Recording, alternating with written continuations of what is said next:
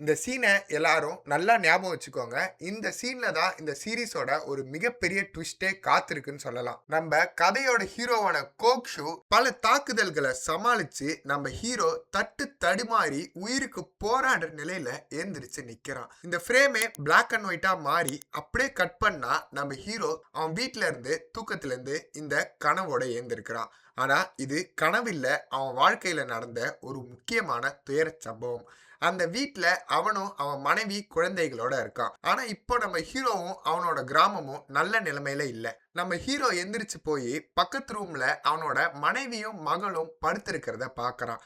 அப்படி அவன் மனைவி எழுந்து வாந்தி எடுக்க போறாங்க.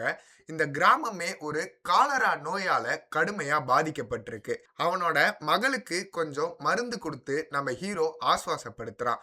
அவனோட மகளும் மனைவியும் ஒரே நேரத்துல காலராவால கடுமையா நோய்வாய்ப்பட்டு இருக்காங்க. அது மட்டும் இல்லாம நம்ம ஹீரோ இப்போ வாழ்ந்துட்டு இருக்கிற கிராமம் கடுமையான பண நெருக்கடியில இருக்கு.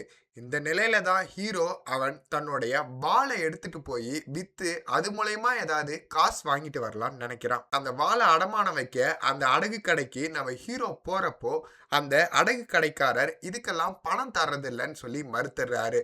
ஒரு வாள்வீச்சு வீரனான நம்ம கோக்ஷு அந்த கடைக்காரரிடம் மண்டியிட்டு ஏதாவது கொஞ்சம் கொடுங்க, எதையாவது கொடுங்க, இந்த வாளை நான் திருப்பி பணம் கொடுத்து மீட்டுப்பேன்னு கெஞ்சி கேட்கிறான். இந்த வாளெல்லாம் எதுவும் வேணாம் அப்படின்னு சொல்லி அந்த கடையில வேலை செய்யறவங்க கிட்ட இவருக்கு கொஞ்சம் சர்க்கரையும் உப்பும் கொடுத்து விட சொல்றாங்க.